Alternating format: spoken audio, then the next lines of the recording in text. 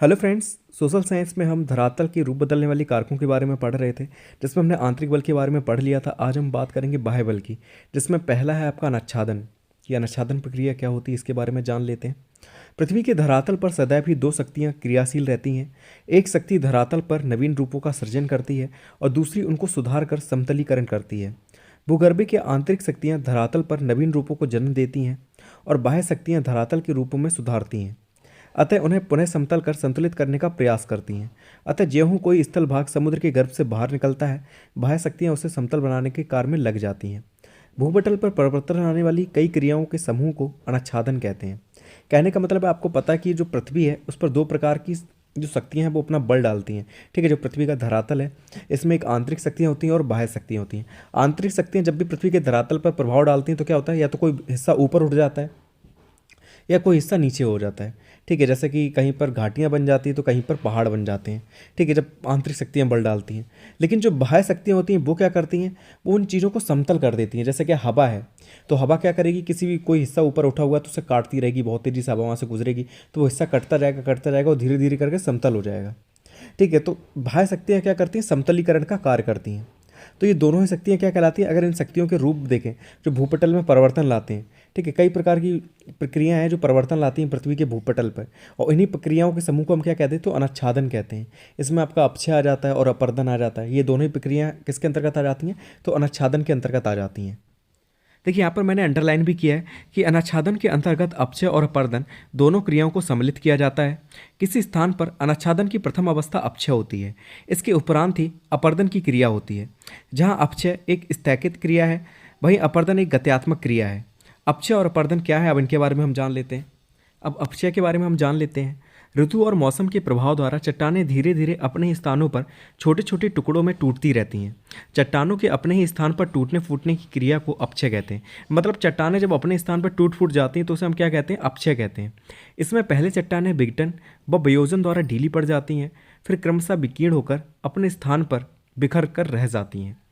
भौतिक क्रियाएं जैसे कि ताप, वर्षा का जल, पाला आदि द्वारा चट्टानों के ढीले पड़ने को विघटन तथा रासायनिक क्रियाओं द्वारा जल के घोलीकरण, कार्बनीकरण, ऑक्सीकरण द्वारा चट्टानों के कमजोर होने और ढीले पड़ने को वियोजन कहते हैं। ठीक है, ये चीज़ याद रखना, जब भौतिक क्रियाओं द्वारा चट्टानें टूटती हैं तो उसे विघटन कहते हैं, जब रासायनिक क्रियाओं द्वारा चट्टानें टूटती हैं तो उसे वियोजन कहते हैं। इसके अतिरिक्त जीव जंतुओं द्वारा भी चट्टानों का विघटन होता है।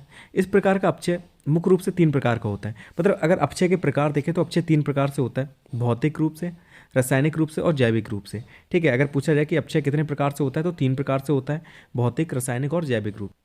अब भौतिक अपक्षय के बारे में जान लेते हैं। तो चट्टानें दिन में सूर्य के ताप से गर्म होकर फैल जाती हैं और रात्रि में तापमान कम होने के कारण सिकुड़ जाती हैं। इस प्रकार चट्टानों के बार बार फैलने और सिकुड़ने से वे धीरे धीरे कमज़ोर पड़ने लगती हैं और टूट जाती हैं। इससे चट्टानें छोटे छोटे कणों में टूटकर बिखरने लगती हैं। हवा भी अपने प्रभाव से चट्टानों को तोड़ फोड़ देती है। चट्टानों के इस प्रकार टूटने को भौतिक अपक्षय कहते हैं। मतलब किसी भौतिक रीजन से जब चट्टानें टूटती हैं, चाहे वो सूर्य का ताप हो, आपको पता है कि गर्मी बहुत पड़ती है। अगर आप राजस्थान जाते हैं तो दिन के समय में तापमान जो होता है वो बहुत ज़्यादा हाई होता है, गर्म होता है, और रात में उतना ही गिर जाता है। तो चट्टानें क्या होती हैं, गर्म होती हैं, उसके बाद फिर वो ठंडी होती हैं, तो इससे क्या होती है, चट्टानें टूट जाती हैं, सिकुड़ जाती हैं। पहले फैलती हैं, उसके बाद सिकुड़ती हैं, तो चट्टानें टूट जाती हैं। और जब चट्टानें टूटती हैं तो उसे हम क्या कहते हैं, भौतिक अपक्षय कहते हैं। यह हवा के कारण होता है कि हवा की वजह से कई बार चट्टानें टूट जाती हैं, तो उसे हम क्या कहते हैं, भौतिक अपक्षय। अब हम बात करें रासायनिक अपक्षय की, तो चट्टानों में अनेक प्रकार के खनिजों का सम्मिश्रण पाया जाता है। पानी के संपर्क से इन तत्वों में परिवर्तन होता रहता है। इन परिवर्तन से चट्टान के बंधन ढीले पड़ जाते हैं और रासायनिक प्रक्रिया से चट्टानें टूटने लगती हैं। इस परिवर्तन की क्रिया को रासायनिक अपक्षय कहते हैं। जैसे चूना युक्त जो चट्टानें होती हैं या सिल्का युक्त जो चट्टानें होती हैं, वो जल के संपर्क आने पर उनमें तेज़ी से परिवर्तन होता है। मतलब आपको पता है चट्टानों से हमें कई प्रकार के खनिज प्राप्त होते हैं, यानी कि चट्टानों में कई प्रकार के खनिज होते हैं। लेकिन जब उसमें पानी पड़ता है या ताप पड़ता है या सूर्य का प्रकाश पड़ता है तो कई प्रकार के उसमें चेंजमेंट होते हैं। उसके कारण क्या होता है कि उसमें दरार आ जाती है, चट्टानें टूटने लगती हैं। और इस प्रकार जब चट्टानें टूटती हैं, जब किसी रासायनिक रीजन से चट्टानें टूटती हैं तो उसे हम लोग रासायनिक अपक्षय कहते हैं। ठीक है, तो आपको भौतिक अपक्षय और रासायनिक अपक्षय समझ में आ गया होगा। और तीसरा है आपका जैविक अपक्षय।